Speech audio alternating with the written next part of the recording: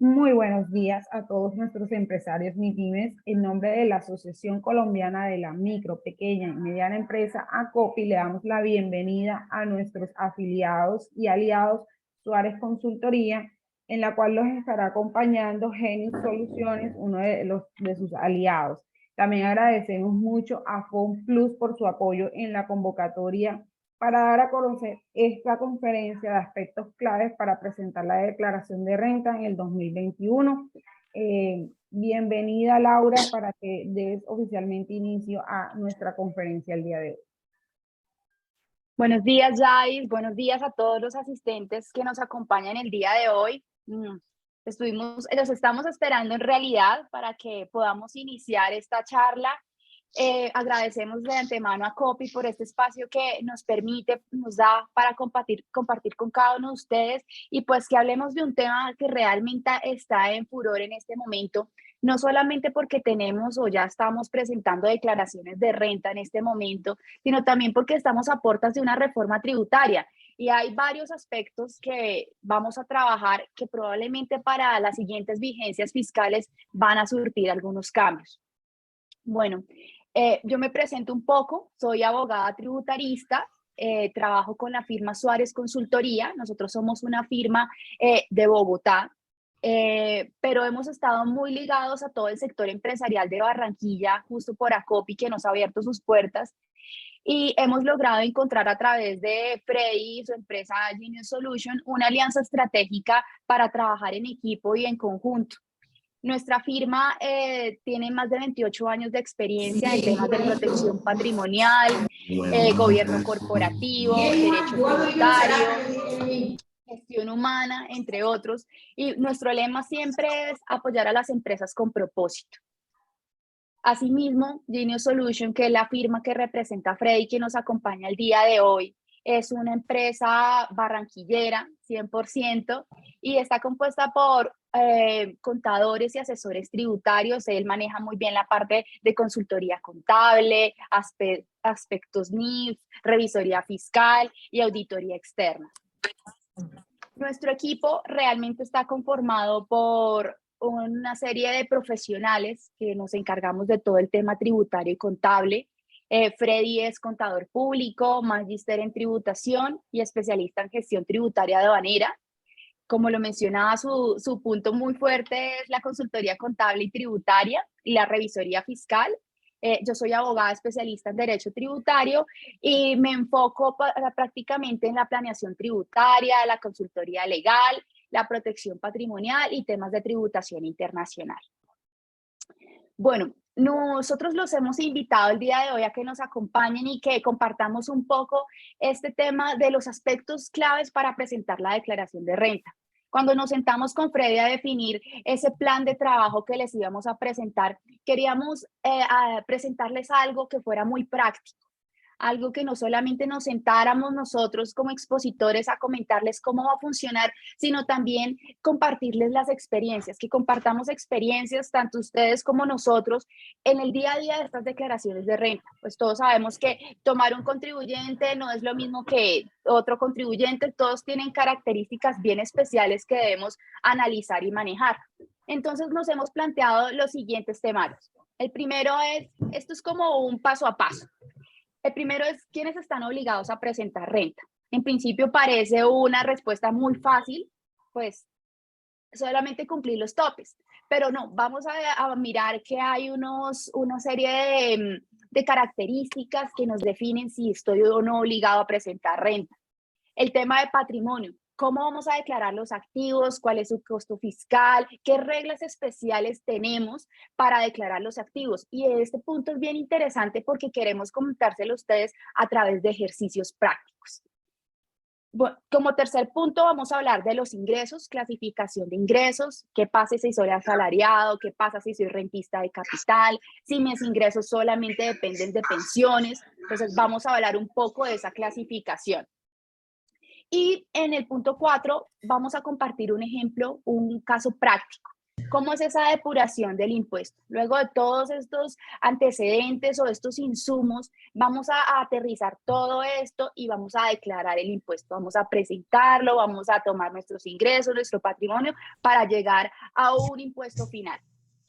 Y finalmente vamos a hablar, pues si bien es cierto, ya esta semana han empezado los vencimientos de declaraciones de renta, vamos a refrescar esas fechas en las que debemos presentar la renta y vamos a hablar de unas herramientas finales, unos puntos finales que a nuestro juicio deben tenerse en cuenta y son súper importantes en casos muy especiales de algunos contribuyentes. Entonces, la idea sería que cada uno de ustedes nos vayan presentando sus preguntas, las pueden dejar en el chat. Nosotros con Freddy les vamos a ir respondiendo. Probablemente las respondamos al final de la charla. Si de pronto alguna quedó sin dar respuesta durante todo el transcurso de nuestra conversación.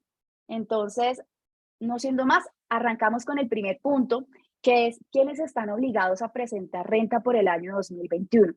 Aquí hay un tema súper importante que nosotros siempre validamos y es el tema de la residencia fiscal. A muchos nos puede pasar que tenemos clientes que son de otros países, de otras nacionalidades, y eso es muy importante porque la nacionalidad no está ligada a la residencia fiscal.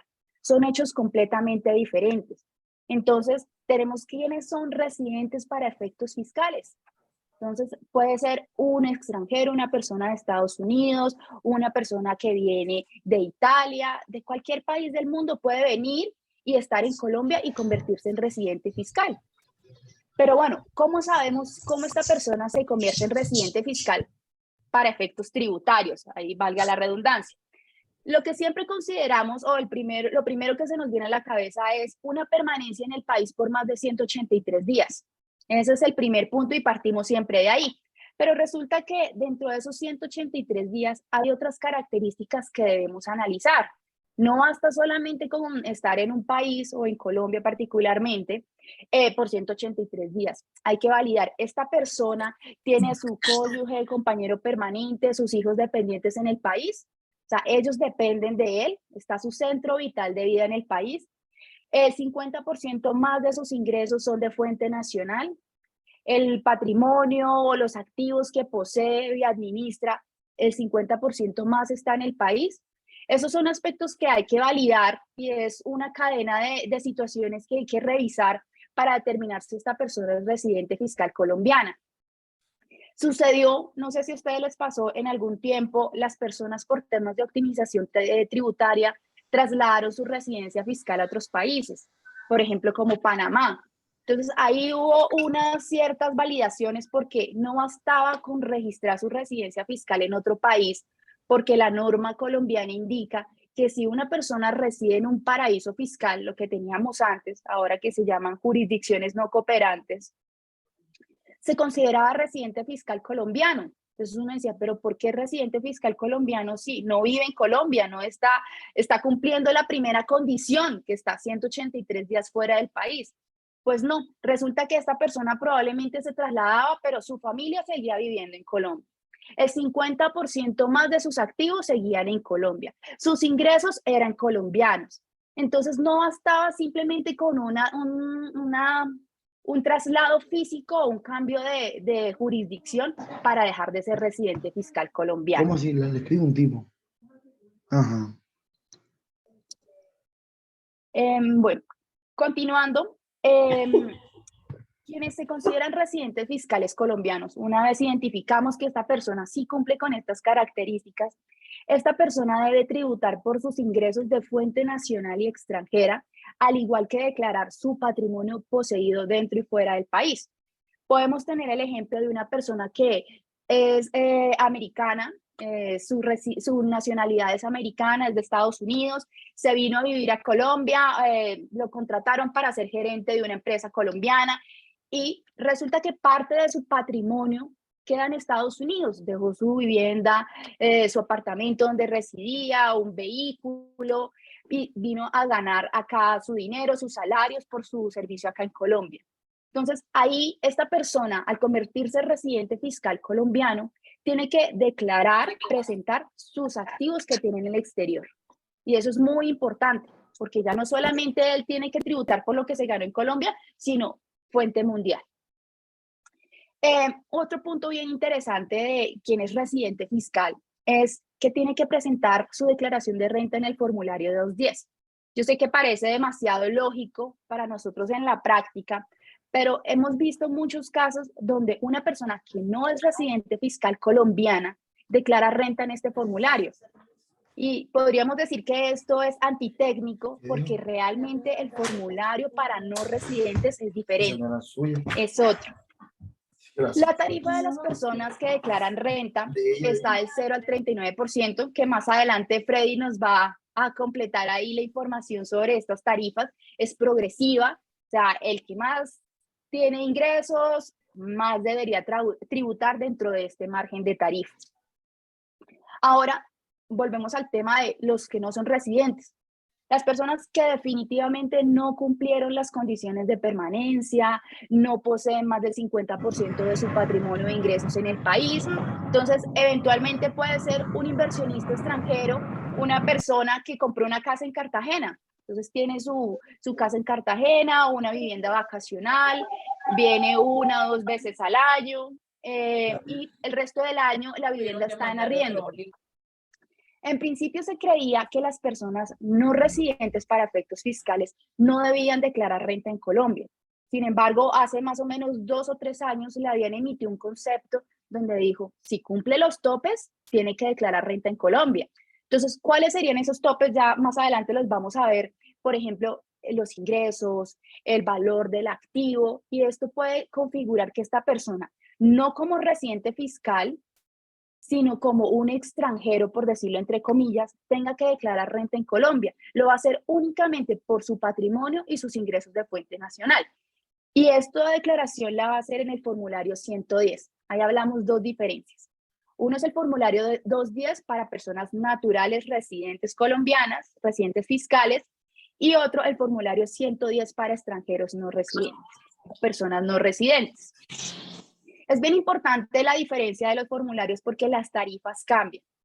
El formulario 210 permite organizar las tarifas del 0 al 39% y el formulario 110 tiene una única tarifa, que es el mismo formulario de renta de personas jurídicas, que es una tarifa del 31% para 2021.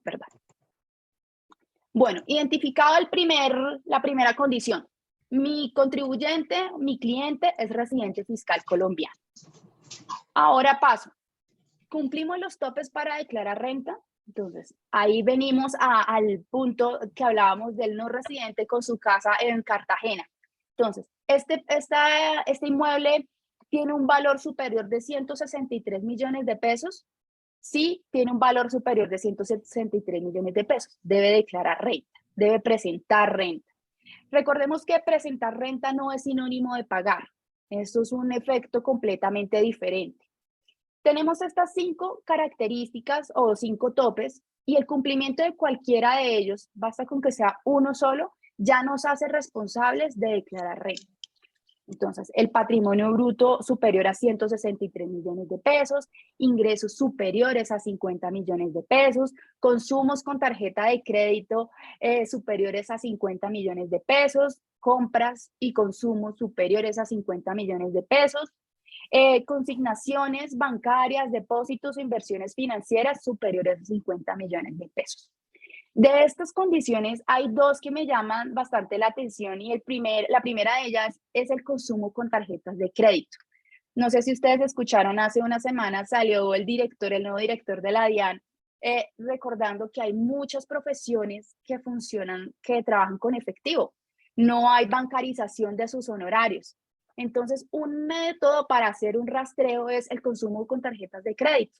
Entonces, son personas que en sus cuentas bancarias no registran saldos importantes, pero el movimiento de tarjetas de crédito es bien significativo y eso se identifica en la información que reportan los bancos a la DIAN. Otro punto también importante es las consignaciones bancarias. Sucede muchísimo que personas, yo le recibí un dinero a un amigo, mi mamá vendió su casa y yo le recibí el dinero en mi cuenta bancaria, mi hermana que vive fuera del país envió unos recursos y yo los recibí en mi cuenta bancaria. Esto es bien importante porque este cumplimiento de este tope hará que esa persona, por ingresos que no le corresponden, de los cuales no se benefició, pueda llegar a tributar. a presentar declaración de renta. Y no solamente presentar declaración de renta, si nos fijamos en la resolución de medios magnéticos de información exógena, está la obligación de que quienes reciben dineros de terceros tienen que reportar esta información. Entonces es un tema bien juicioso que tenemos que analizar y recomendarle a nuestros clientes. Laura, aprovecho que hiciste una pausa porque ya hace un ratico el señor Johnny tiene la mano levantada, entonces no sé si quiere transmitir alguna inquietud y como ahí aproveché el espacio para que de pronto él pudiera hablar y comentarnos cuál era la inquietud, de pronto si vas a tocar otro tema o si Freddy nos va a acompañar con otro espacio de la conferencia. Adelante, Johnny. Muy buenos días, ¿cómo están? Mi Buenos pregunta días. era, pero yo creo que ella me la resolvió. Es que eso es lo que ocurre en Estados Unidos. Mucha gente renuncia a la nacionalidad porque tiene que pagar una cantidad de impuestos. Entonces, es lo que tú comentabas, que un extranjero acá tiene igual que pagar unos impuestos establecidos por el gobierno si cumple una serie de requisitos que tú estabas nombrando. Así es. Definitivamente, pues con el tema de la OCDE, me imagino que ustedes están bien informados en el tema. Estas condiciones de residencia fiscal tienden a ser genéricas. Básicamente, muchos estados las usan como regla única. Si esta persona renuncia a su residencia fiscal en Estados Unidos, a su residencia y se viene a vivir a Colombia, si cumple estas condiciones se vuelve residente fiscal colombiano. Y ahí sí tendría él que empezar a tributar por todos sus ingresos si dejó unas inversiones en Estados Unidos, como hablábamos en nuestro ejemplo, dejó un inmueble, todo eso tendrá que declararlo acá en Colombia y pagar por eso, independiente de que sea americano. Puede suceder con cualquier nacionalidad. Siempre y cuando él cumple sus condiciones en Colombia, ya quedó matriculado con la obligación de declarar renta. Bueno, No sé. una duda. Si yo tengo por lo menos bienes aquí en Colombia y tengo la nacionalidad americana, entonces me tocaría pagar en Colombia y en Estados Unidos. Depende, y ahí volvemos al punto de quienes no son residentes fiscales, ¿sí? Entonces, la norma señala las condiciones que hablábamos, del 50% más de sus ingresos o activos en el país, va. Pero si tú te fuiste a vivir a Estados Unidos, declaraste tu residencia fiscal en Estados Unidos, pero resulta que tú en Estados Unidos no tienes ingresos, no tienes ningún patrimonio, tú sigues siendo residente fiscal en Colombia porque todo tu patrimonio es colombiano. ¿Sí? El 50% o más de tus ingresos, de tu patrimonio, está en Colombia. Entonces, tú te vuelves residente fiscal colombiano. Y ahí entrarías en una disputa con la DIAN, porque definitivamente tú puedes traer un certificado de residencia fiscal de otro país, pero todo tu patrimonio está acá, tu centro de vida pareciera estar acá, y eso es lo que te ancla al país como residente fiscal. No tienen datos. No sé si tenemos alguna otra pregunta o podemos continuar. Listo. Si de pronto yo no los veo levantar la manito o alguna cosa, nos pueden escribir también por el chat. Con eso vamos haciendo una trazabilidad de las preguntas y si no las resolvemos dentro de nuestra charla, al final podemos sentarnos y hablar una por una. Para en conjunto con levantó la mano, pero entonces chévere hacerlo así como tú dices en la dinámica y ahí vamos recogiendo las preguntas. Listo, muchas gracias. Bueno, continuando con nuestros temas, sigo uno que es bien interesante y que de hecho es de mis favoritos dentro de la declaración de renta, es el patrimonio. ¿Cómo vamos a declarar el patrimonio? ¿Qué reglas especiales tenemos dentro del patrimonio? Y en esta oportunidad, Freddy nos va a acompañar hablando de esos detalles especiales para declarar activos. Primero que todo, muy buenos días a todos los conectados en este momento. Agradecerle a Copy por la invitación, a Suárez Consultoría y por supuesto a Genio Solution. Antes de iniciar, quiero complementar lo que Laura decía sobre el tema de ese extranjero, el ejercicio que colocaba el compañero. El hecho de no ser residente no significa que no declare en Colombia. Si esa persona obtiene residencia en Estados Unidos, pero tiene unos bienes en Colombia, la diferencia con el residente es que va a declarar sobre esos bienes que tiene en Colombia solamente, no sobre los bienes poseídos a nivel mundial. ¿Okay? Entonces, pues siguiendo la agenda, vamos a analizar cómo se declaran los activos y pasivos en el impuesto de renta. Para ello, nos vamos a la regla general señalada en el artículo 267 del Estatuto Tributario, que nos señala que los bienes y derechos apreciados en dinero poseídos en el último año o periodo gravable se deben declarar por su costo fiscal. Aquí nos detenemos y hacemos un resumen de que los activos y pasivos se deben declarar por su costo fiscal. Sin embargo, en los artículos subsiguientes al 267 existen unas reglas especiales de acuerdo al tipo de activo que se esté tratando.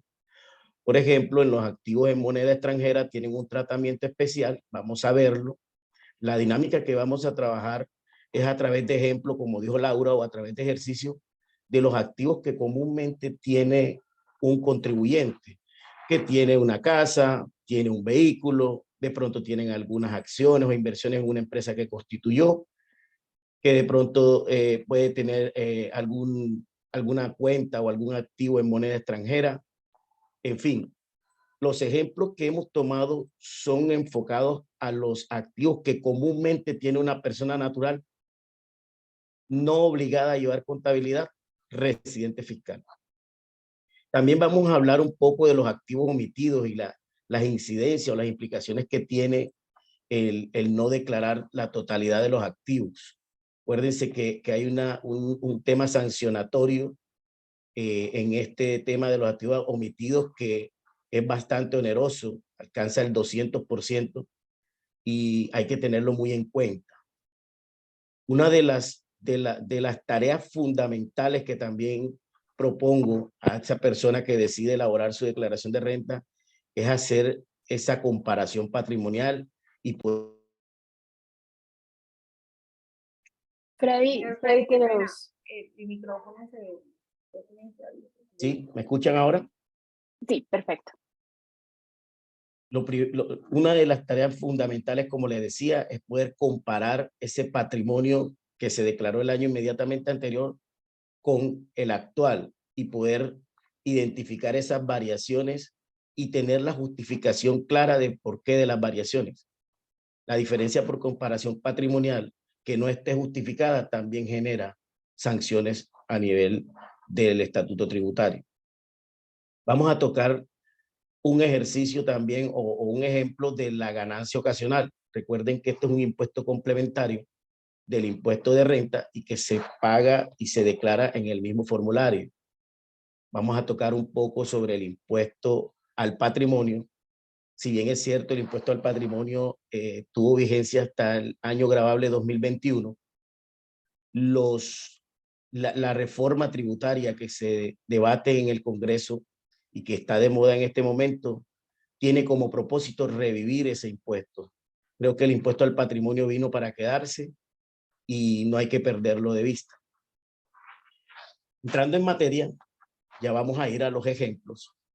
Como les decía, son activos que comúnmente tiene cualquier persona declarante. Y este ejemplo nos dice que un contribuyente tiene una casa de habitación, la cual adquirió en el año 2010 por un valor de 200 millones y su avalúo catastral para el año 2021 es de 230 millones. Bajo este contexto, tenemos que analizar y calcular o determinar varios costos que pueden ser al final el costo fiscal. El primero, obviamente, es el costo de adquisición, el precio por el cual se pagó el bien, el precio que se negoció el activo y que muy posiblemente es el que reposa en las escrituras del inmueble. Para efectos del ejercicio estamos hablando de 200 millones. Después nos dice el artículo 72 que también podemos tomar como costo fiscal de ese inmueble el avalúo catastral o el autoavalúo. Son muy pocas las ciudades que manejan autoavalúo catastral.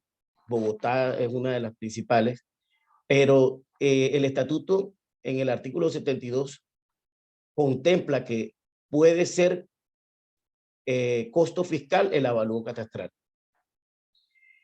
Asimismo, hay dos opciones, son optativas, de reajustar ese costo fiscal a través del factor multiplicador que trata el artículo 73 o a través del porcentaje que habla el artículo 70.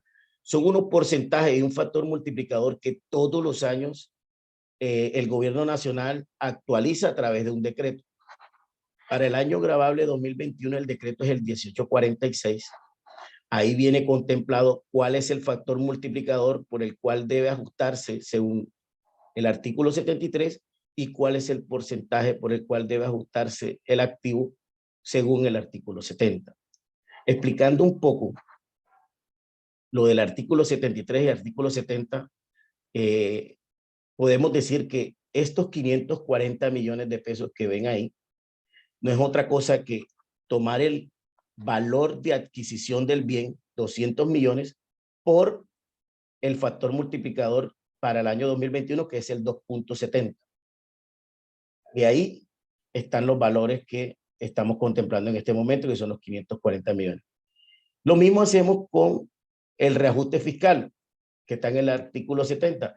El mismo decreto establece que para el reajuste fiscal del artículo 70, el porcentaje a aplicar es el 1.97%. Pero aquí nos detenemos un poco y hablamos de la diferencia entre uno y otro. La base para aplicar el factor multiplicador siempre va a ser el costo de adquisición, el costo histórico.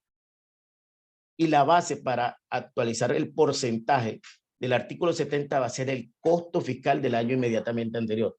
Cuando hablamos de costo fiscal del año anterior es el valor declarado en el año inmediatamente anterior. Lo que ustedes dejaron en la declaración, ese valor es la base con el cual se le va a aplicar el porcentaje. Pero la pregunta aquí es, tenemos 4 valores, ¿cuál utilizamos? Entonces, para el caso de las personas no obligadas a llevar contabilidad, hay una regla que está establecida en el artículo 277 del Estatuto Tributario que nos dice que el costo fiscal será el mayor entre el avalúo catastral, entre el costo fiscal o entre el valor de adquisición. Un ejemplo, nosotros tenemos un avalúo catastral de 230 millones. Si lo comparamos con el costo de adquisición, que son 200, aplicando la regla que dice el artículo 277 del Estatuto Tributario, tendríamos obligatoriamente que declarar sobre 230, que es el mayor. Ponemos otro ejemplo, son 3 variables, recuerden. Si el avalúo catastral son 230 millones, pero el costo fiscal que declaramos el año anterior es 240 millones, pues tendríamos que declarar sobre los 240 millones que declaramos el año inmediatamente anterior. ¿Por qué? Porque es mayor de los 200 del costo de adquisición y de los 230 del avalúo catastral. Ahora bien, de cara a una planeación tributaria, lo más recomendable siempre es tomar el mayor valor como costo fiscal. Y lo vamos a ver el impacto, la incidencia cuando estemos analizando el tema de ganancia ocasional. Sigamos con el otro caso.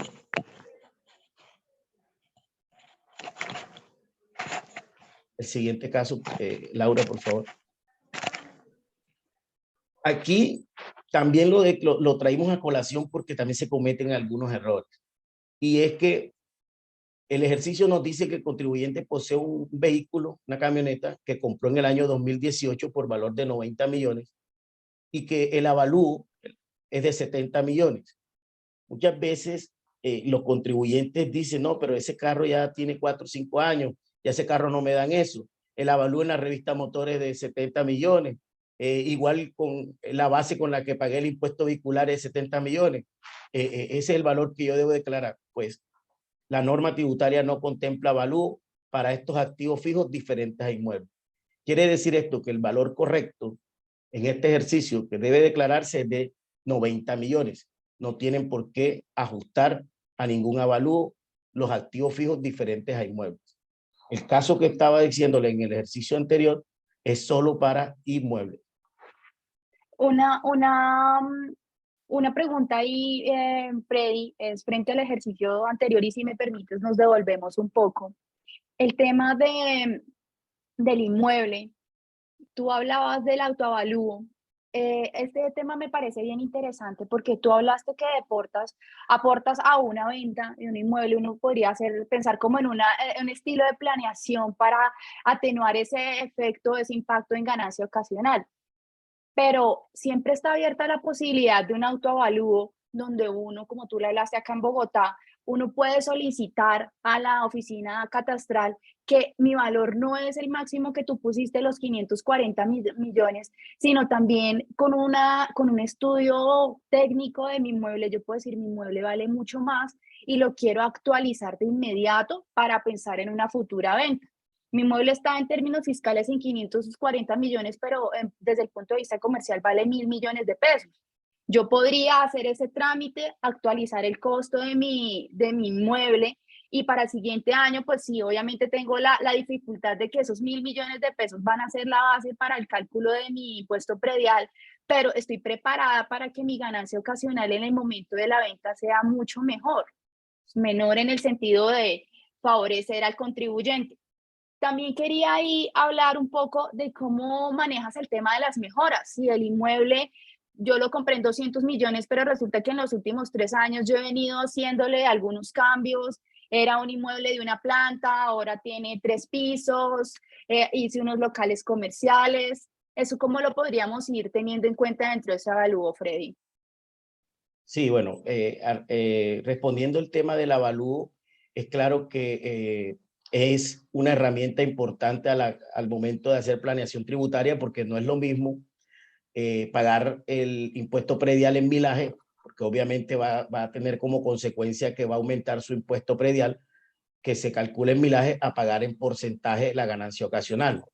Sin embargo, también hay que tener en cuenta que estos ajustes hay que hacerlos previamente al año gravable que se piensa declarar, puesto que el artículo 72 tiene una salvedad, y es que las correcciones que se hagan en el costo fiscal de estos inmuebles, ya sea por el ajuste en el avalúo catastral o por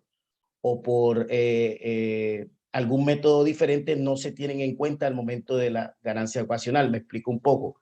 Estamos en el año gravable 2021, hacemos el ejercicio de aumentar el autoavalúo con la administración de la Secretaría de Hacienda, pero nosotros no podemos llegar y devolvernos al año anterior a hacer una corrección si el autoavalúo quedó en el año actual, porque esas correcciones que se hacen hacia atrás de manera retroactiva no se van a tener en cuenta cuando se pretenda calcular la ganancia ocasional.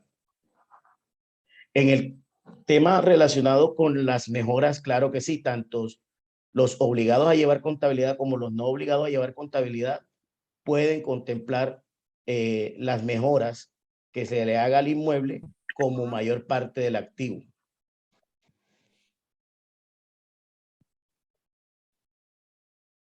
Listo, no te molesto más. Continúa. No, me gusta que la dinámica sea esta, porque aquí digamos que estamos en una familia Copy, donde entre más haya debate, entre más haya inquietudes, más nos vamos enriqueciendo. El contribuyente, el otro ejemplo que tenemos es que un contribuyente tiene acciones de una empresa que compró con precios diferentes y en fechas diferentes. ¿Por qué traemos a colación este ejemplo? Porque uno de los errores más comunes que hemos notado también es que para declarar las acciones de un contribuyente muchas veces se basan en el certificado que pide la empresa que está donde se tienen esas inversiones. Y la norma, recuerden que en esos certificados viene valor intrínseco de las acciones, viene valor nominal, viene valor promedio, pero la norma para efectos del costo fiscal de esas acciones solo contempla el precio que se pagó por ellas. Es decir, si usted compró unas acciones a un valor nominal de 1.000, pero esas acciones usted las pagó a 2.000, su costo fiscal son 2.000, no los 1.000 que tiene nominalmente, ni el valor intrínseco que le certifique la empresa donde tiene las inversiones. Otro punto sobre el tema de las acciones es que también están sujetas al reajuste fiscal que hablamos del artículo 73. Se toma la fecha y con base a la fecha o al año se multiplica por el factor que corresponda. Para este caso, pues muy a pesar de que se compró con dos precios diferentes, en fechas diferentes el valor será la sumatoria.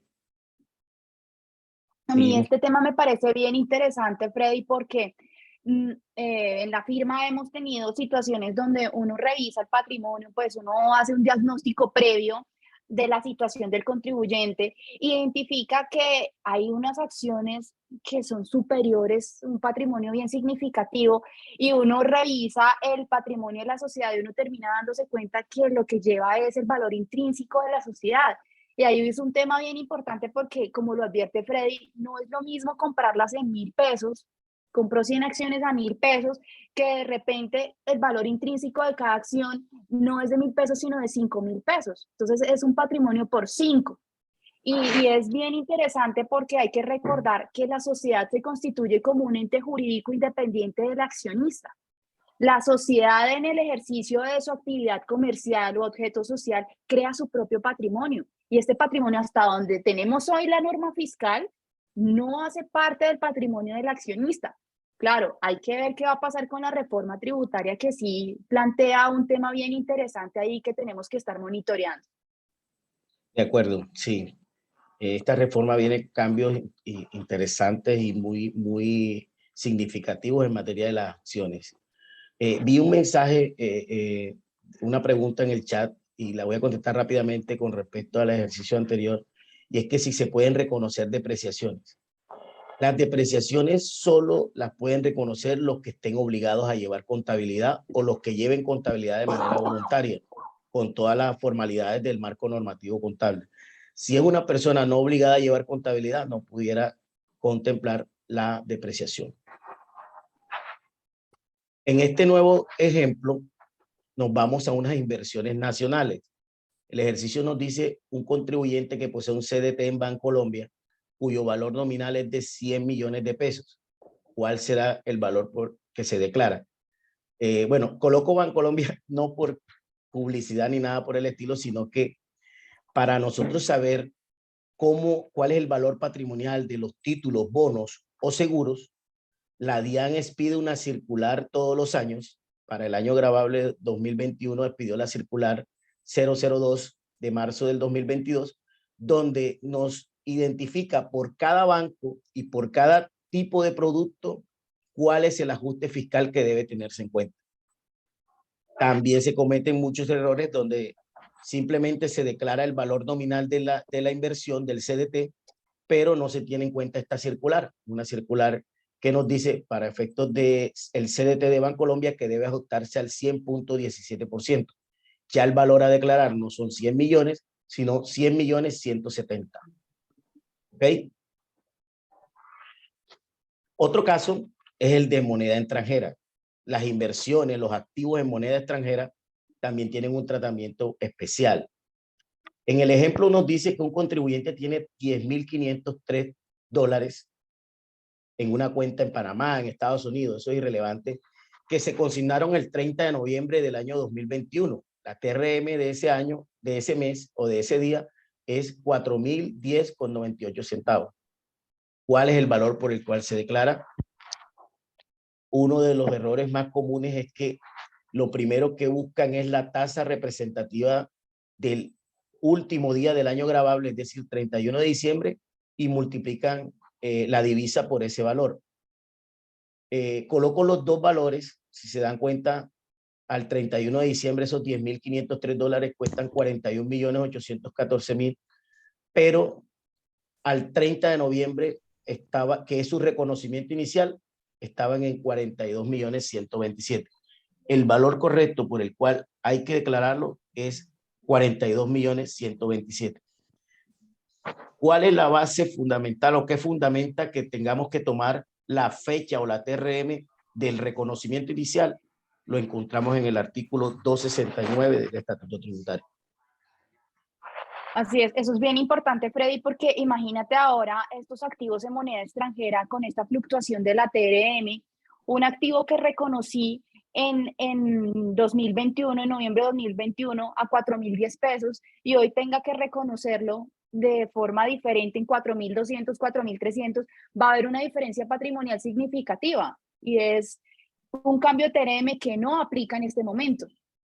¿No? Y si nos vamos más atrás, por ejemplo, tiene un activo, una inversión en dólares en el año 2017 que estaba a 3.500, 2018 estaba a 3.500, 3.400 el dólar, pues declararlo a la TRM actual es una diferencia bastante alta.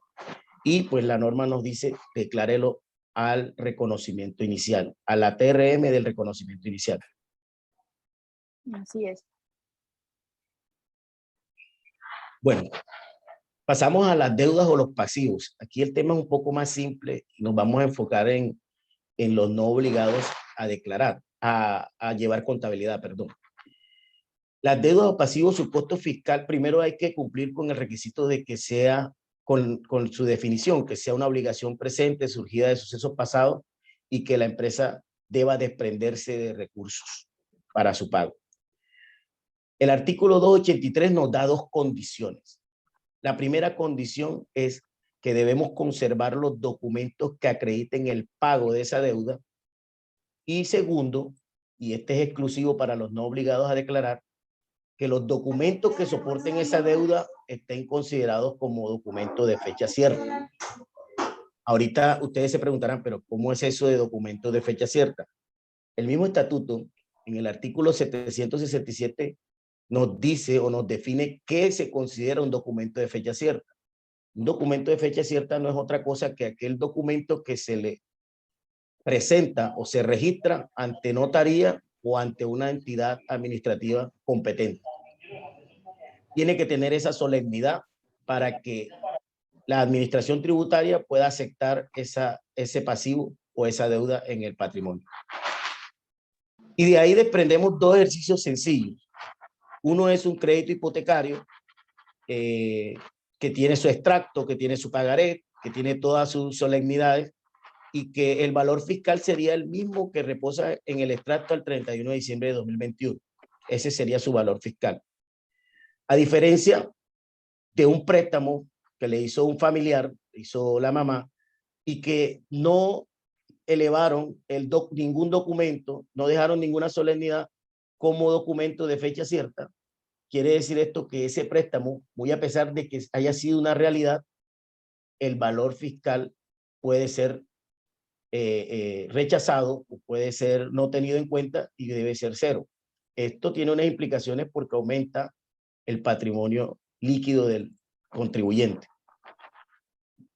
Así es, Freddy. Además, este caso me parece muy curioso porque uno lo encuentra mucho en las declaraciones de renta y creo que a todos los que nos dedicamos a este ejercicio nos pasa que encontramos que el papá le vende el carro al hijo y el hijo pues está en la universidad, no tiene los fondos para hacerle el pago al papá del carro y lo que hacen es generar un pasivo. Aquí adicional, obviamente es demasiado importante el tema de los documentos con fecha cierta, pero muchas veces ni siquiera en las dos declaraciones aparecen. El papá tiene la cuenta por cobrar, pero el hijo no tiene el pasivo, que porque el hijo no declara. Y hay que tener en cuenta que si finalmente cumple los topes de declarar de renta, hay que reportarlo.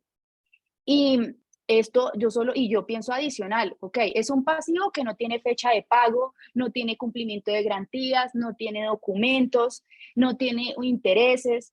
Yo podría llegar a pensar que más bien lo que hizo el papá fue una donación, no hay una compraventa real. Entonces, ahí donde jugamos con el tema de lo que dice la DIAN de reconfigurar las operaciones, podemos caer en ese vicio realmente. De acuerdo, Laura, así es.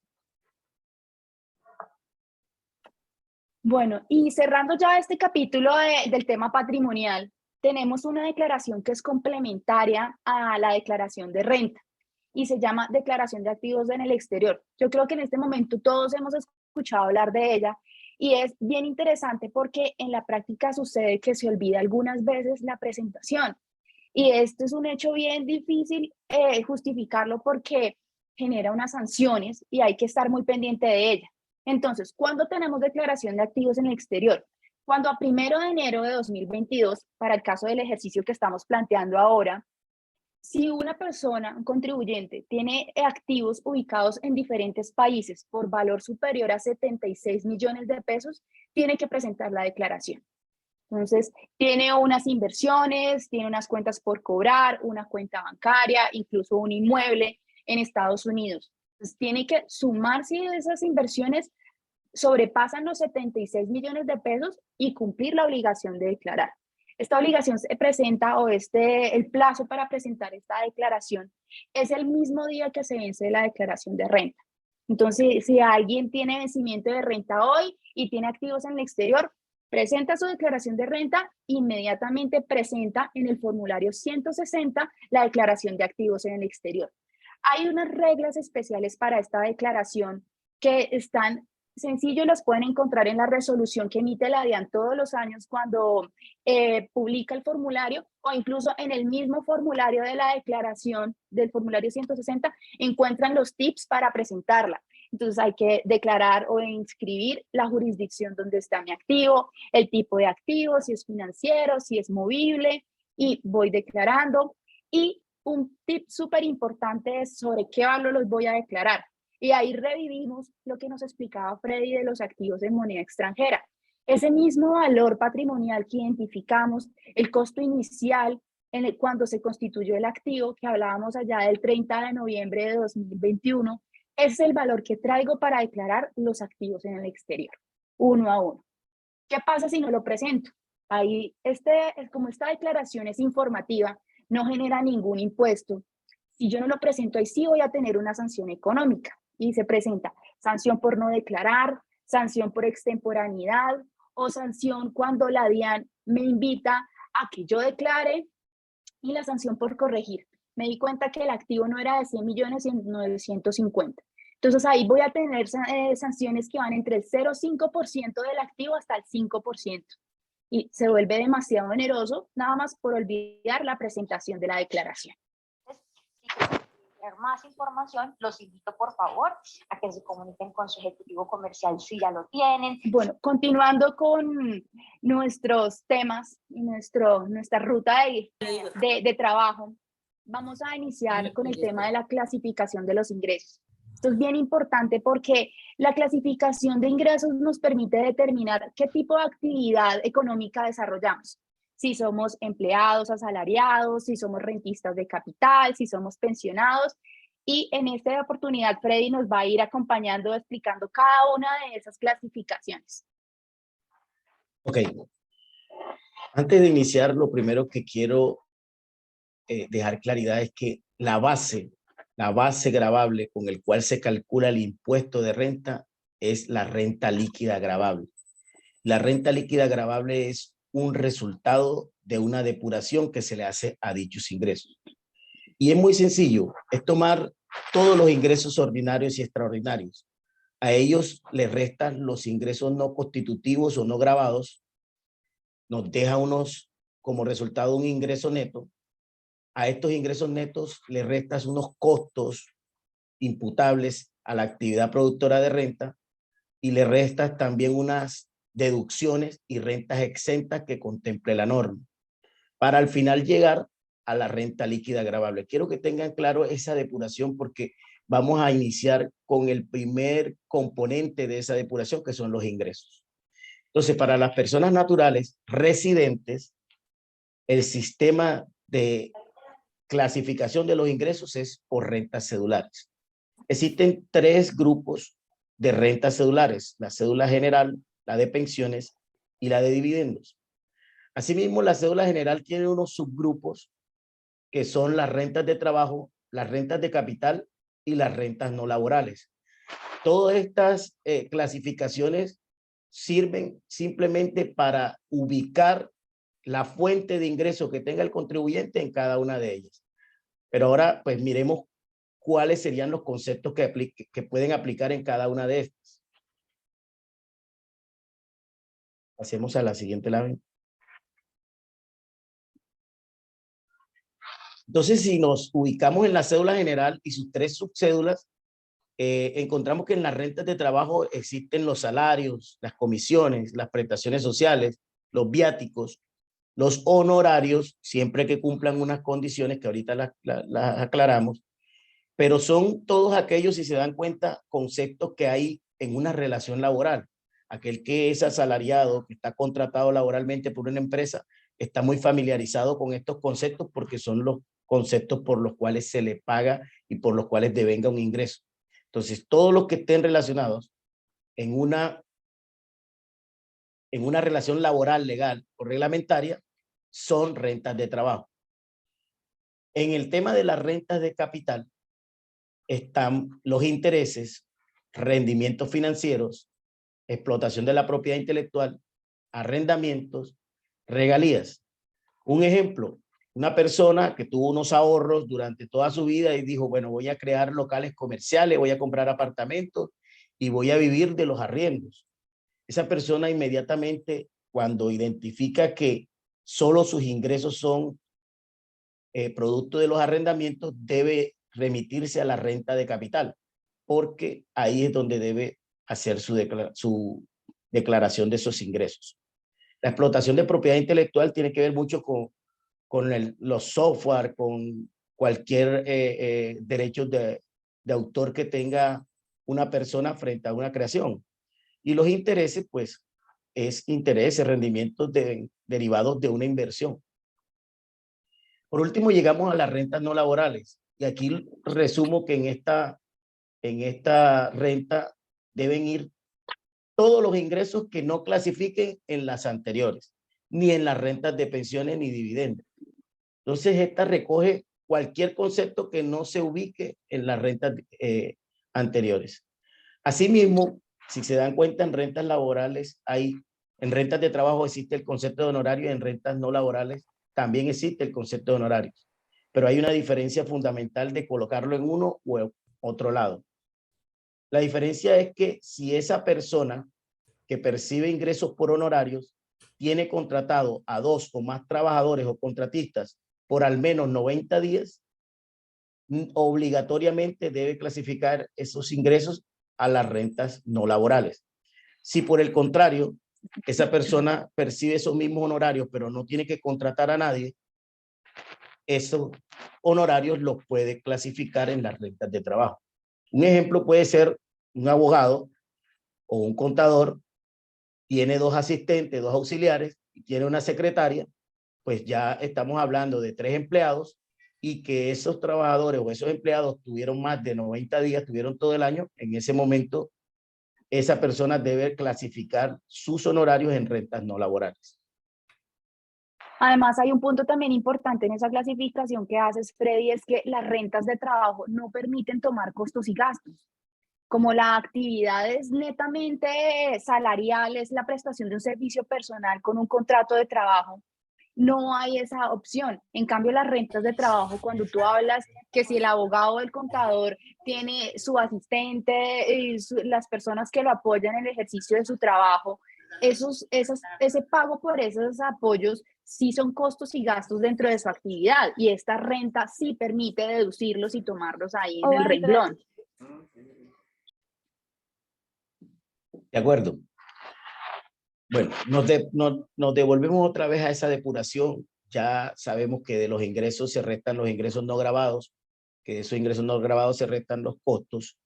Y tenemos que decir que para estas personas naturales asalariadas o que están en rentas de trabajo, existe un límite en la sumatoria de las rentas exentas más costos y deducciones imputables.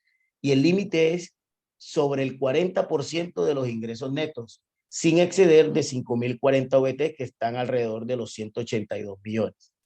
Quiere decir esto que si nosotros, al tener la sumatoria de rentas exentas y deducciones, tenemos un valor por encima de 182 millones, pues tenemos que solo dejarla hasta el límite, 182 millones de pesos. O si el 40% de los ingresos supera o es inferior a la sumatoria de las rentas exentas más deducciones, pues tenemos que llevarlo solo al 40% de los ingresos netos. Restadas las rentas exentas y las deducciones, nos queda la base gravable, que es la famosa renta líquida gravable. Esta renta líquida gravable es la que nosotros debemos someter a la tabla del artículo 241 del Estatuto Tributario y que, dependiendo en el rango que quede, se le aplicará la tarifa marginal. Nosotros podemos colocar un ejemplo que una persona tuvo 70 millones de ingresos, restó 10 millones de ingresos no constitutivos de renta, quedaron 60, restó deducciones y rentas exentas por 30 millones de pesos y quedó una renta líquida gravable de 30. Cuando la sometemos a la tabla del artículo 241, queda en el primer rango. Quiere decir esto que esa persona, muy a pesar de que estuvo obligada a declarar por los requisitos que comentó Laura, va a tener tarifa cero. Y así sucesivamente, donde quede ubicada la renta líquida gravable, asimismo será el porcentaje a aplicar como tarifa marginal. ¿Por qué le llamamos tarifa marginal? Porque es una fórmula que resta los valores anteriores y solo grava el margen entre un rango y otro. Pasemos a las otras cédulas. En las cédulas de pensiones, pues no me detendré mucho. Ya sabemos cuáles son los tipos de pensiones que existen: vejez, jubilación, invalidez, por riesgos profesionales, sustitutivas o por devolución de ahorro pensional. Mucho ojo. Todas estas se consideran cédulas de pensiones y estarán clasificadas en esta cédula, y la tabla que hay que aplicarle es la misma tabla del 241. En este momento hay un tema de exención de las pensiones que hay que tener en cuenta y que es bastante alto. Estamos hablando de 1000 VT. Quiere decir que la mayoría de las pensiones son exentas. Es decir, que lo que se lleva como renta líquida gravable es cero, porque 1000 VT estamos hablando de 38 millones de pesos de pensión, y no todo el mundo tiene una pensión de esas. Seguimos con la otra cédula. En esta cédula viene a clasificarse todo lo correspondiente a dividendos y participaciones. Más que todo, estos inversionistas son los que utilizan esta cédula. Y en esta ocasión tenemos que tener claro de dónde provienen los dividendos. Si los dividendos provienen de sociedades extranjeras o provienen de sociedades nacionales. Si provienen de sociedades extranjeras, se le aplica la tarifa corporativa del 35%. Simple y llanamente porque son dividendos de una sociedad extranjera. Pero si la sociedad es nacional, nos tenemos que remitir a la clasificación del artículo 49 del Estatuto Tributario, que nos determina cuáles son los dividendos gravados y cuáles son los dividendos no gravados. Teniendo claro qué queda grabado y qué no queda grabado, se le aplica la tarifa correspondiente.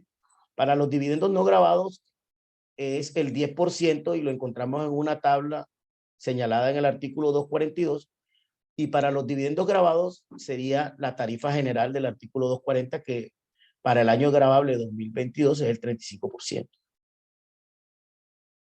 Ahí hay que hacer una aclaración bien especial que nosotros charlábamos, Freddy, cuando estábamos preparando este tema, es que es importante identificar que hay sociedades que tienen dividendos anteriores a 2016, que no se ha hecho una distribución efectiva de dividendos. Estas sociedades podrían llegar a repartir esos dividendos con una tarifa de 0%, lo cual podría convenir para los accionistas o validar qué alternativas tienen para esa distribución, porque como hemos tenido un cambio en tarifas, tenemos un régimen de transición para distribuir dividendos y es bien importante tener en cuenta eso. Correcto. Bueno, llegamos a los ingresos por ganancia ocasional. Tenemos 4 conceptos identificados. El primero es la utilidad por venta de activos poseídos por más de 2 años. El segundo son utilidades por liquidación de sociedades. El tercero son herencia, legados o donaciones. Y el último, loterías, premios, rifas, apuestas y similares. Hay que tener en cuenta que este último tiene una tarifa no del 10%, sino del 20% sobre los premios que reciba la persona natural. También hay que tener en cuenta que este de utilidad por venta de activos superiores a 2 años tiene mucha relación con el primer caso que planteábamos. Y es por ello que la importancia de determinar un costo fiscal lo suficientemente alto para que una vez se compare con el precio de venta de ese inmueble o de ese activo fijo, nos dé la utilidad por ganancia ocasional más pequeña posible, de tal forma que esa base multiplicada por el 10% nos dé el menor impuesto a pagar. Inclusive puede llegar al punto de que de pérdida y no tenga que pagarse ganancia ocasional por esto. Como sucede generalmente en la venta de vehículos. Discúlpame, te interrumpo. Un vehículo tiende a depreciar su valor y no lo voy a vender por el mismo costo que lo adquirí. Entonces, por eso no es tan bueno estar actualizando ese valor por cifras que no corresponden. Sí, en el ejemplo del vehículo, su costo fiscal era 90 millones de pesos, pero su avalúo comercial era de 70. Esa persona, si vende ese vehículo, 70 millones, lo contrasta con los 90 de su costo fiscal y va a tener una pérdida de 20, lo cual no generaría ganancia ocasional. Bueno, ahora sí, es momento de que todo esto que charlamos, temas de patrimonio, ingresos, clasificación, lo aterricemos en un ejercicio, porque aquí es realmente donde vemos si todo el tema del valor de los activos, el tipo de contribuyente que debo ser por los ingresos, va a generar realmente el pago de un impuesto, porque inicialmente puede ser solamente presentar la declaración, pero ya vamos a ver en este ejercicio que nos va a compartir Freddy y nos va a explicar paso a paso cómo llegamos a esa renta líquida que él menciona y cómo aplicamos la tarifa marginal del impuesto que hoy tenemos. Ok, perfecto. El ejercicio está enfocado en una persona natural que tiene diversas fuentes de ingresos. La principal es las rentas de trabajo, es decir, tiene un salario. La segunda es que tiene honorarios, sin embargo, no contrata a nadie para esos honorarios. La tercera fuente de ingreso es que tiene unos locales comerciales y gana arriendo. Y la cuarta es que por alguna circunstancia tiene rentas no laborales. Entonces, volviendo al tema de la depuración sencilla que les comentaba, perdone que sea insistente, los ingresos brutos, ordinarios y extraordinarios, menos los ingresos no constitutivos, menos las rentas exentas, menos los costos, nos da la renta líquida gravable. El objetivo es determinar la renta líquida gravable de cada cédula.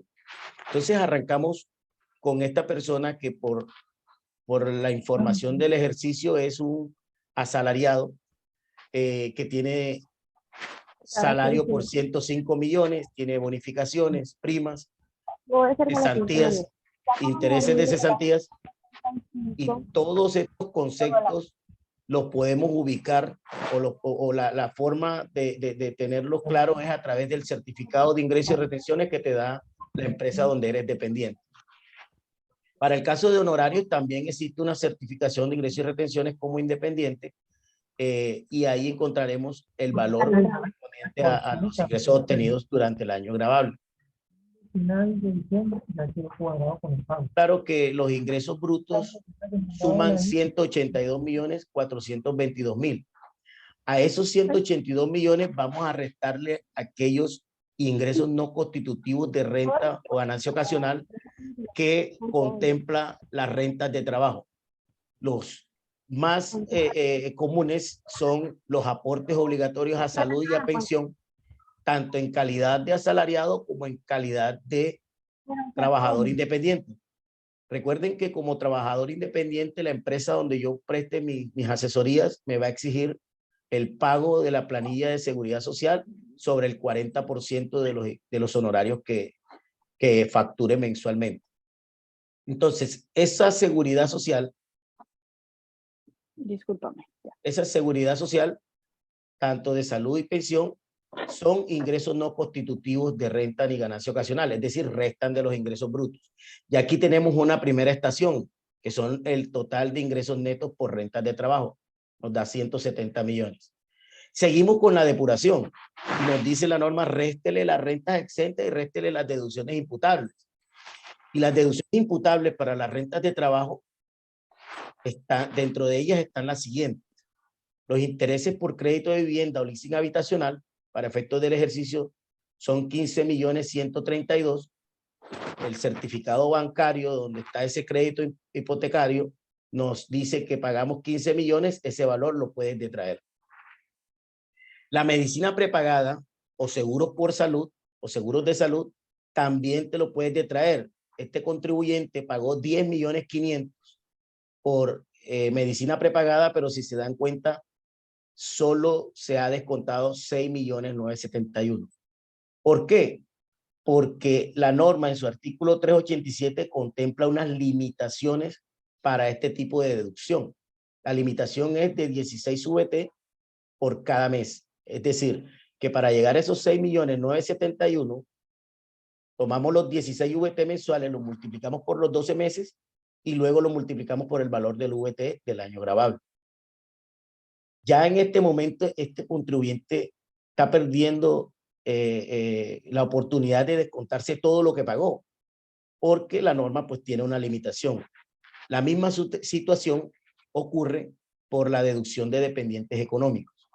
Los dependientes económicos, recordemos que el más común es el hijo menor de 18 años, pero también hay otro tipo de situaciones en las que se da dependiente económico. Hay padres mayores a 60 en condición de dependientes.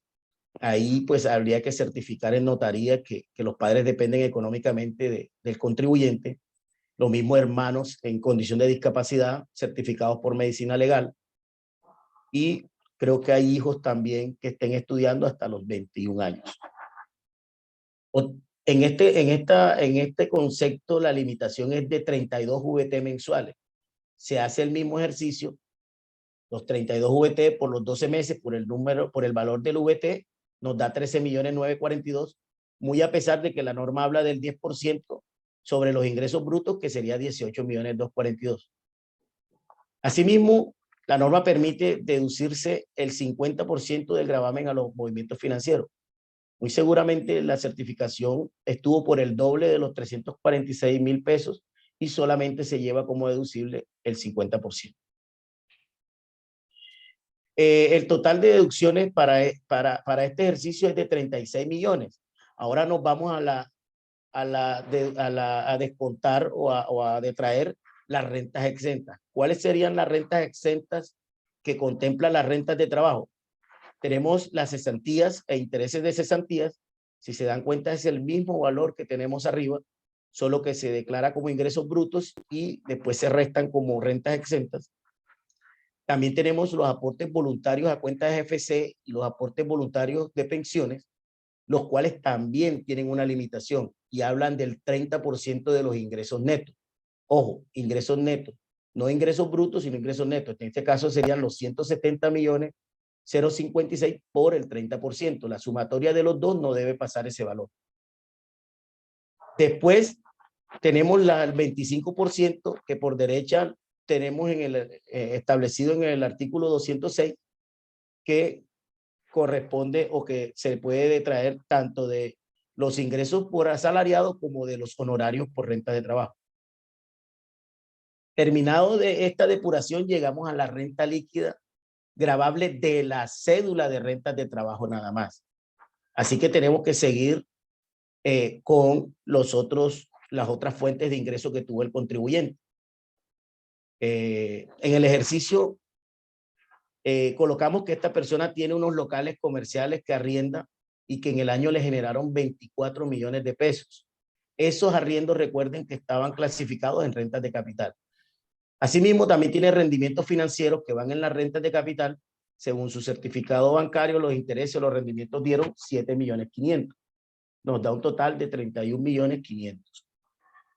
Y hay algo importante, y es que los intereses deben analizarse según el componente inflacionario que se determine por decreto por el gobierno nacional. El decreto 728 en su artículo 2 manifestó que para el año gravable 2021 el 100% de los intereses y rendimientos son catalogados como ingresos no constitutivos de renta. Por esa razón tenemos los intereses arriba como ingresos brutos, pero los restamos como no constitutivos de renta. Lo mismo Esto es con las entidades financieras. Lo mismo, en las rentas de capital podemos tener en cuenta aquellos costos atribuibles a la actividad productora de renta. Y me voy a que para nosotros tener esos ingresos de 24 millones por los arriendos, tenemos un gasto necesario, que es el impuesto predial, y colocamos en el ejercicio 1.525.000. Así también pudiéramos detraer mantenimiento o costos de mantenimiento que estén plenamente soportados, que sean justificables, y llegar a la renta líquida de capital, que para este ejercicio nos da 21 millones. Ya tenemos depurado las rentas de trabajo. En este momento depuramos las rentas de capital y nos vamos ahora a las rentas no laborales. Aquí quise colocar un concepto bastante discutido, porque es importante que lo aclaremos, y es que esa persona que tiene aportes voluntarios, tenía unos aportes voluntarios y retiró esos aportes voluntarios antes de los 10 años de permanencia, ese retiro se convierte en ingreso grabado. Y como ese concepto no está en ninguno de los anteriores, por eso va en rentas no laborales. Acuérdense que una de las condiciones para que salga no grabado el ingreso que se aporta a los fondos voluntarios es que permanezcan por más de 10 años en ese fondo. Luego, si no permanecieron 10 años, salen como ingreso grabado. Y en este tercer punto ya tenemos la renta líquida no laboral, 30 millones. ¿Cuál es el paso a seguir? El paso a seguir es analizar consolidadamente todas las rentas de tal forma que podamos establecer cuánto es el total de la cédula general. ¿Con qué intención? Con la intención de analizar el límite del 40%. Si se dan cuenta, en el ejercicio solo las rentas de trabajo son las que tienen rentas exentas y deducciones imputables por 113 millones. Quisiera detenerme aquí, porque si hacemos el análisis del límite de manera individual, los 113 millones no pudieran descontarse en su totalidad, sino que solamente pudiera descontarse el 40% de los ingresos netos, que para efectos de este ejercicio sería 68 millones. En las rentas de capital no hay rentas exentas y deducciones imputables, lo mismo en las rentas no laborales. Quiere decir que a nivel de la cédula general como tal, los 221 millones de renta líquida gravable, solo se le restan 89. Pero ustedes me preguntarán, pero si solo calculaste 68 en las rentas de trabajo, ¿por qué acá estás calculando 89? Y la respuesta es muy sencilla. El límite del 40% está enfocado en la cédula general, no en sus subcédulas como tal. Quiere decir esto que cuando vaya a aplicar el 40%, debe aplicarlo sobre los ingresos netos totales, menos costos, de la sumatoria de las subrentas de trabajo, rentas de capital y rentas no laborales, del total de la renta de la cédula general. Entonces, al tomar ese valor y multiplicarlo por el 40%, ya no me da 68, me da 89%. Teniendo como deducciones limitadas 89%, ya llegamos a la renta líquida ordinaria, que es 131.558.600 pesos. Esa renta líquida ordinaria, ese valor de 131 millones, es el que vamos a llevar a la famosa tabla que estábamos mostrándole del artículo 241, donde están los rangos, para determinar en cuál de los rangos cae. Según la tabla, el valor a pagar por esta persona es de 23.766.000 pesos. No sé si nos vamos un poco a la tabla hacia atrás. Me proyectas la tabla del 241, por favor.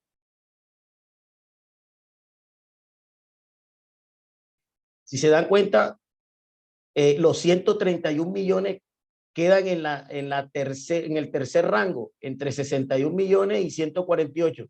Y la tarifa marginal que está pagando ese contribuyente es del 28%. Listo. Con esto, pues, les doy un panorama a nivel de números de esa depuración que debe someterse un contribuyente, persona natural.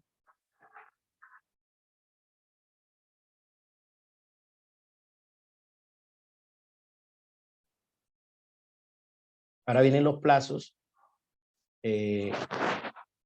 Laura pues nos va a exponer este tema de los plazos. Así es. Bueno, ya ha identificado el ejercicio, hecho el análisis, validando qué ingresos tiene, qué rentas exentas puede tomar esta persona, cuál sería la base para calcular el impuesto y, por supuesto, la tarifa que le daría, que fue un ejercicio que podemos identificar que esta persona tributó cercana al 28%. Ahora vamos a hablar de un tema que es bien sencillo, es los plazos para declarar la renta. El vencimiento de declaraciones de renta inició el martes, y tenemos que las personas que van del dígito 01 al 32 deben presentar entre el 9 y el 31 de agosto. Entonces hay que validar qué día nos toca, nos vamos preparando con antelación. Una recomendación muy importante, no dejar para última hora, porque si identificamos, hay una serie de requisitos, entre ellos actualizar el RUT. Entonces, yo no sabía que tenía que declarar activos en el exterior, tengo que actualizar el RUT. Yo no sabía que tenía que declarar en Colombia por el patrimonio que tengo, a pesar de que no soy residente fiscal. Entonces, tengo que hacer todo el trámite si no tengo RUT, firma electrónica, el ingreso a mi plataforma, clave. Entonces, son temas que tengo que ir revisando con antelación. Bueno, de septiembre ya tendríamos del 33 al 76. Tendríamos que validar en qué dígito estoy para saber si me toca en septiembre e igual en octubre, que ya son los últimos, del 77 al 00, que este año fue muy particular porque nos cambió un poco, nos dio la vuelta las fechas de declaración. Este año los primeros que presentábamos en agosto terminamos estando en octubre y los que iban en octubre lo están haciendo ahora en agosto de primera. Y pues igual que cualquier incumplimiento fiscal, tenemos una serie de sanciones por extemporaneidad, por no presentar, qué pasa si no presento, pero la administración tributaria me requiere. Entonces, ahí tengo que validar que hay sanciones que van entre el 0.5 y el 5%. Puede ser del impuesto a cargo, del valor de mi patrimonio, de mis ingresos. Entonces, sí, hay que monitorearlo y revisarlo para estar muy pendientes de esto. Y finalmente, queríamos compartirles unas herramientas finales. Temas que se pueden presentar, que pueden ser muy particulares, pero que en la práctica se dan y los vemos. Entonces, ¿qué pasa con las declaraciones de renta sugeridas? La semana pasada vimos que la DIAN emitió un comunicado donde dijo que cerca de 4.800.000 declaraciones sugeridas iban a llegar a los correos de los contribuyentes. Entonces, hay que estar pendientes si me llegó mi declaración de renta sugerida o en el portal de la DIAN si yo la identifico, mirar si lo que me pusieron ahí, mis ingresos, mi patrimonio, son acertados. Si no, yo tengo la potestad de realizar el cambio y declarar según mi realidad económica. El tema de conciliación fiscal y de presentación de información exógena. Si bien es cierto, son situaciones que ya se dieron en unos meses atrás, ya se debieron haber presentado, son el primer paso, si lo llamamos de esa forma, preparatorio para la declaración de renta. Porque cuando yo organizo mi conciliación fiscal y mi presentación de información exógena, ya estoy aterrizando qué ingresos tuve, qué patrimonio voy a presentar, a quiénes voy a reportar, quiénes me reportaron eventualmente, y ya empiezo mi trabajo. Prácticamente uno puede decir que ese trabajo de declaración de renta es de unos 6 meses organizándose. Y el tema de conciliación fiscal pues es bien interesante porque este aplica únicamente para las personas naturales obligadas a llevar contabilidad. Entonces, no es un requerimiento para todos, pero sí es una situación que tenemos que tener en el radar. Y un punto especial del tema de información exógena es que con los ingresos que yo estoy declarando, que he tenido, yo me puedo identificar si voy a ser responsable de esta información. Y es bien interesante porque hay una condición. Por una parte son mis ingresos ordinarios, por otra parte son mis rentas no laborales o de capital, que tienen que cumplir unos topes. Aparte, si recibí ganancias ocasionales superiores a 500 millones de pesos, entonces yo debo ir haciendo el checklist si debo cumplir esa obligación. También está el régimen simple de tributación. Aquellas personas que se inscribieron en este régimen pues tienen unas condiciones diferentes, unas fechas de presentación diferentes y ellas tienen que ir haciendo su cálculo, presentar sus anticipos y validar si efectivamente las personas que no se han acogido a este régimen, si puede ser una alternativa. con el cálculo de este año puedo identificar, mi impuesto fue, para el ejemplo que puso Freddy, 21 millones de pesos. ¿Podría yo llegar a hacer en un ejercicio cómo me iría en régimen simple y calcular si me convendría? Y es un tema de planeación también tributaria. Desde hoy estoy pensando cómo manejar el siguiente año.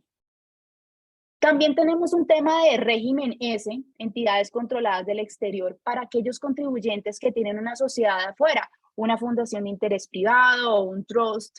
Puede ser el caso de una familia donde tienen una LLC en Florida y ahí tienen un inmueble.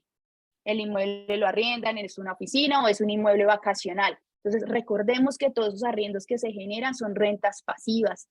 Si tengo inversiones que me generan dividendos, son rentas pasivas. Y yo tengo que tenerlas en cuenta en esta declaración de renta. Tengo que incluirlas, no solamente presentar mi declaración de activos en el exterior, sino también calcular ese régimen, esas rentas pasivas. Freddy hablaba algo muy interesante que son los fondos voluntarios de pensiones. Si nos damos cuenta, ahora se han vuelto una herramienta de planeación y de hecho a mí, más allá de verlos como una herramienta de planeación tributaria, me gusta también verlos como una herramienta de planeación para el retiro.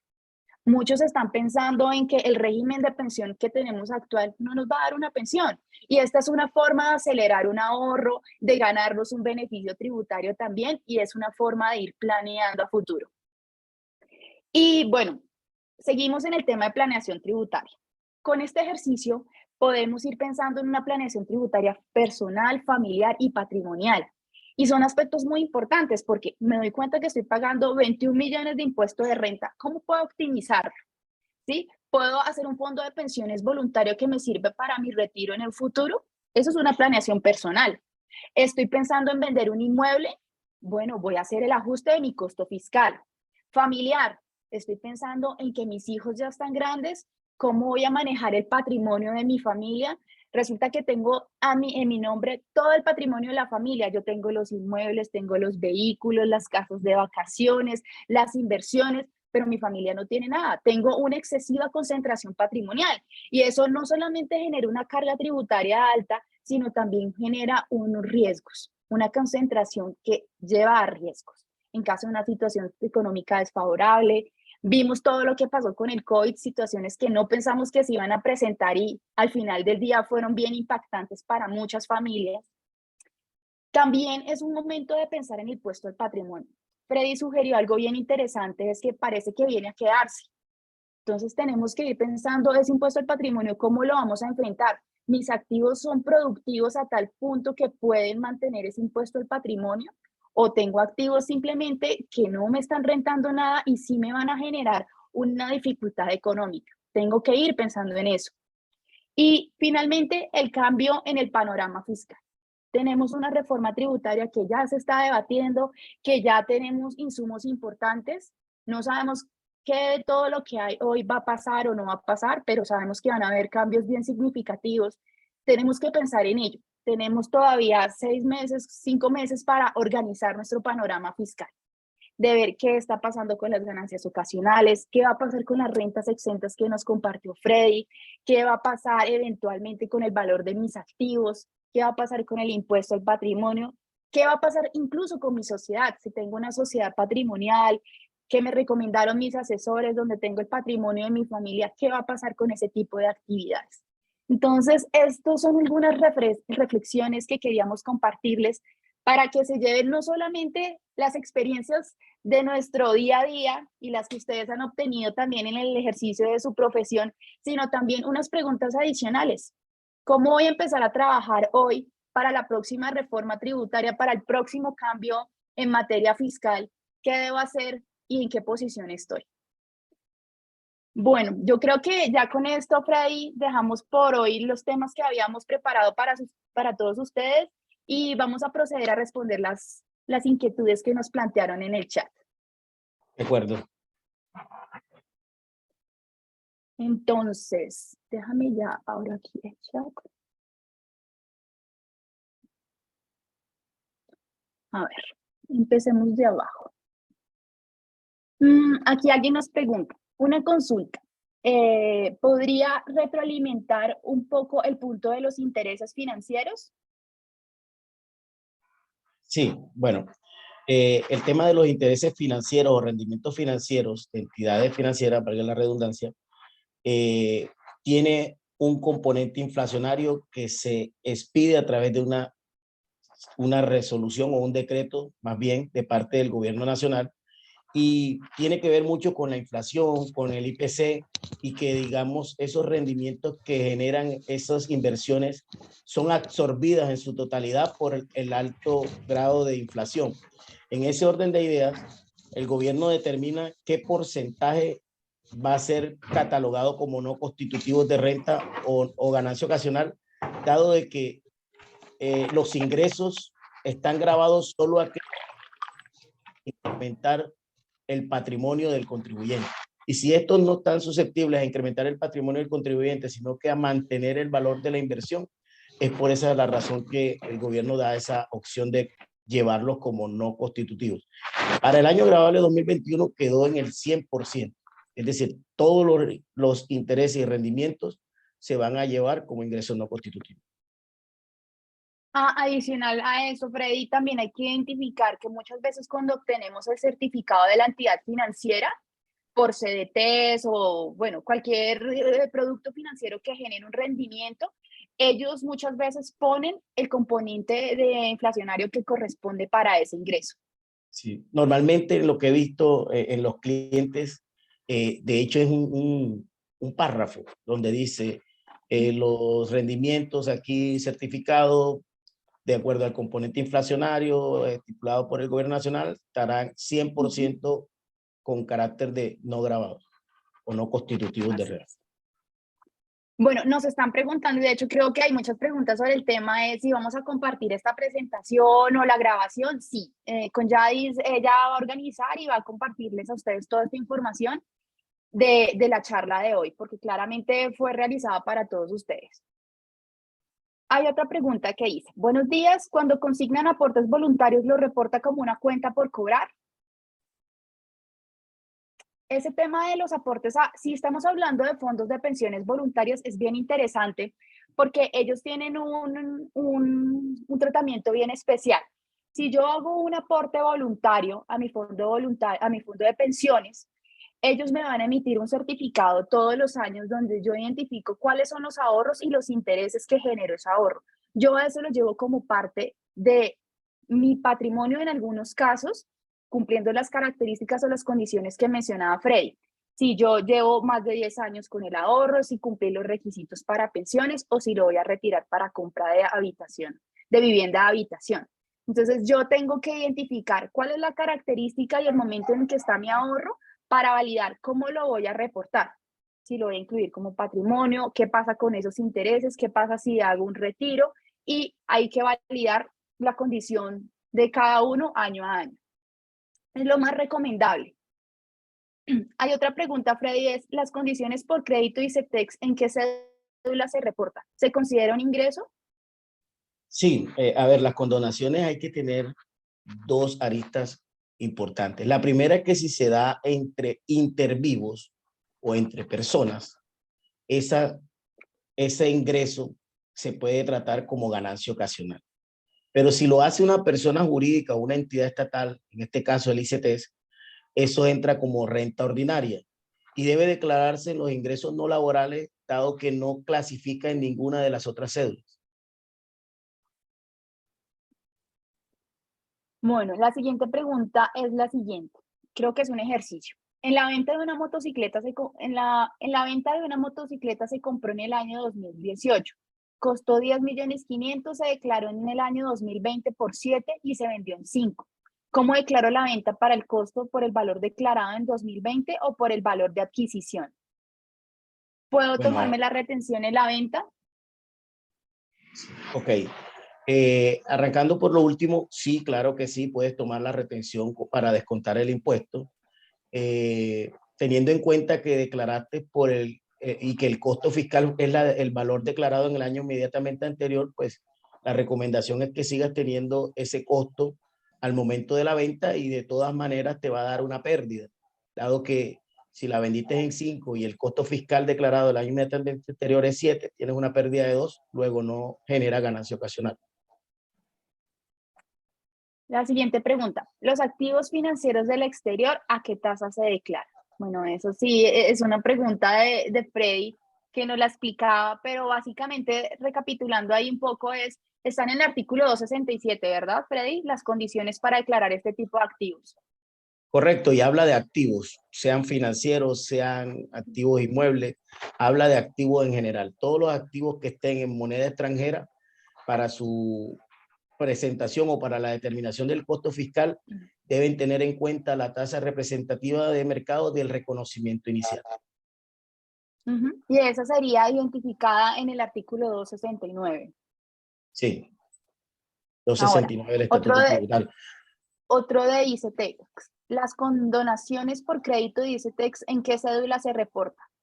Sí, perdona, me gustaría complementar y es, ojo, si existen inversiones activos que estén antes del 31 de diciembre del 2016, hay un régimen de transición que dice que la tasa representativa del mercado a tener en cuenta es la del 31 de diciembre de 2016. En ese año, recuerden que salió la reforma tributaria 18-19 y cambió este tema del reconocimiento inicial y del valor a la última TRM del último día del año. Entonces, ahí hay una importante connotación si llegasen a tener activos poseídos antes del 31 de diciembre de 2016. Sí, qué pena. ¿Me repites la pregunta? No te preocupes. Las condiciones por crédito de ICETEX, ¿en qué cédula se reporta? Las condonaciones, yo lo respondí ahorita y en las cédulas no laborales. Cédulas no laborales. Ok, otra pregunta. Buenos días. ¿Qué pasa cuando se presta la cuenta bancaria y se consignan dineros que son para hacer pagos? Bueno, ahí hablábamos en la primera parte de nuestra charla que una de las obligaciones o los topes para declarar es recibir ingresos de terceros por consecuencia de unos movimientos en cuentas bancarias, consignaciones, depósitos, productos financieros que superen 50 millones de pesos. Entonces poníamos el ejemplo o hablábamos de una persona que le hace el favor al familiar de recibir la venta del inmueble. Si yo supero los 50 millones de pesos en consignación de mi banco, yo tengo que declarar ese dinero y aparte hacer una declaración de información exógena diciendo que ese dinero lo recibí para terceros, que no es mío, sino de otra persona, porque esa persona tendrá que reportarlo también. Entonces es bien importante este tema de organizarnos y ser cuidadosos con el dinero que recibimos de otras personas, así sea por un favor. Sí, complementando esa respuesta, las consignaciones para la DIAN son presunción de ingreso, es decir, que aceptan demostración contraria. Entonces, las consignaciones, claro que sí te obligan a declarar, pero si tienes todas las pruebas y todos los soportes que argumenten que eso no fue un ingreso para ti, pues va a prevalecer la esencia sobre la forma. Entonces, la realidad económica que se dio, así mismo vas a tratarla. Lo digo porque hay muchas personas que por tener esta presunción de ingreso, lo que hacen es que declaran eso como la totalidad de ingresos y se ponen a inventar unos costos y se terminan enredando. Entonces no hay que tenerle miedo a demostrarle a la DIAN que efectivamente no corresponde a un ingreso, no incrementó tu patrimonio, se devolvió, proviene de inclusive cuando los bancos te otorgan un crédito y te consignan, esa consignación del banco suma. Entonces para ti no es un ingreso, es un pasivo. Entonces cuando tú demuestras eso, pues no ha pasado nada con respecto a la administración. Pero lo que decía Laura, en el tema de prestar la cuenta, esa práctica es muy perjudicial realmente.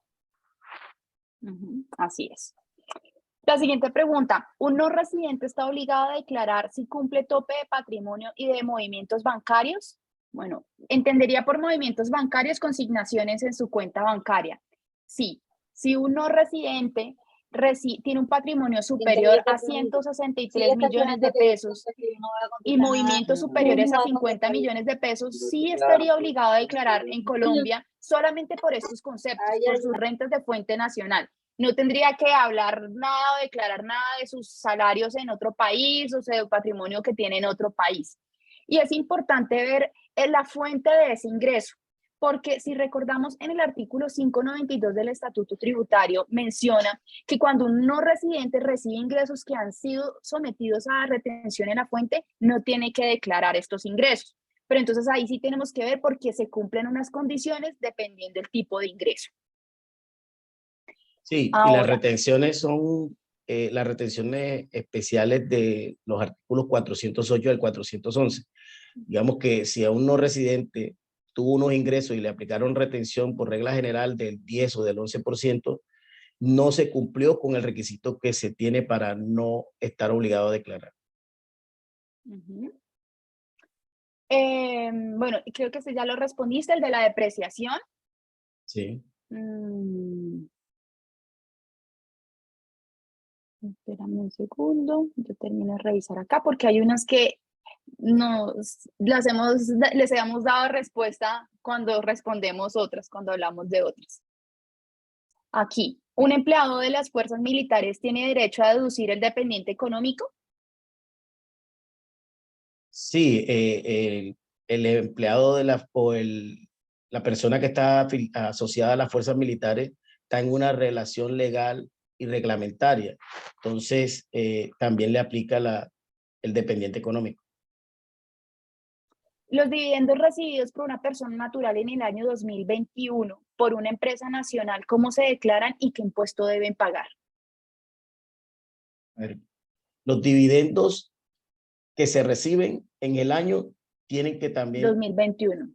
ser claro de qué utilidades provienen, porque el tema es de qué utilidades provienen. Si las utilidades provienen del año gravable 2020, pero se están pagando o decretando en el año 2021, pues primero hay que someterlas al artículo 49 para determinar qué dividendos quedan en calidad de grabados y qué dividendos quedan en calidad de no grabados. Y así, los no grabados pagarán el 10% marginal, de acuerdo a la tabla del artículo 242, y los grabados pagarán la tarifa general del 31% para este año.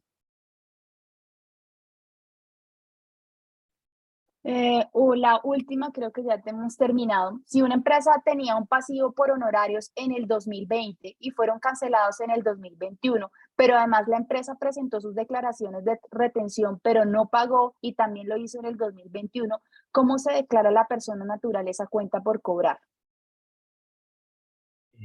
Bueno, repite, no entendí muy bien. Sí, ya te la comparto de nuevo. Si una empresa tenía un pasivo por honorarios en 2021, y fueron cancelados, o sea, supongo que cuando dicen y fueron cancelados es que estamos analizando a la persona natural. habilidades.